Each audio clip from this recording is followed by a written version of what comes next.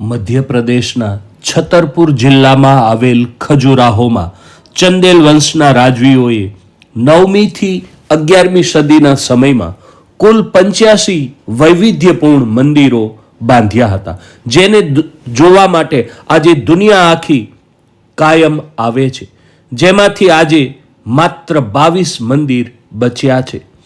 ખજુરાહોને ઈસવીસન 1986માં યુનેસ્કોએ વિશ્વ ધરોહરમાં સ્થાન આપેલ છે. આ પરિસરમાં સ્થાપિત વિષ્ણુ મૂર્તિને શ્રદ્ધાળુએ બ્રહ્મા સમજીને બ્રહ્મા મંદિર કહેવા માંડેલા. આજે આ મંદિરમાં ચતુર્મુખ શિવલિંગ બિરાજમાન છે. આ મંદિર આકારમાં નાનું અને અલંકરણોમાં બિલકુલ સાદું છે, જેની જંઘા સાદી તથા 2 બંધવાળી છે અને તેના ઉપર ક્રમશઃ અપસરણ કરતી પંક્તિઓની પેઢીઓની સ્તૂપાકાર છત છે. મંદિરનો અંતર્ભાગ વર્ગાકાર છે, જેમાં 12 સાદા સ્તંભ છે.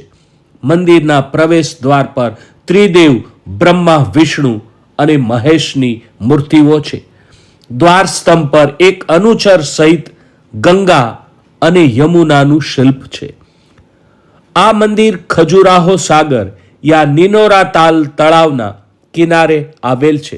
જ્યારે ચોમાસામાં આ તળાવ ભરાયેલું હોય ત્યારે અવર્ણનીય દ્રશ્ય અહીંથી લાગે છે.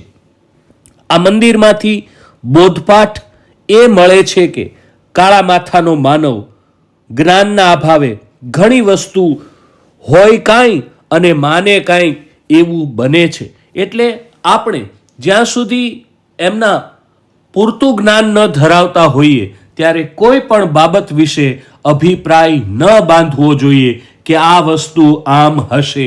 એ બોધપાઠ છે.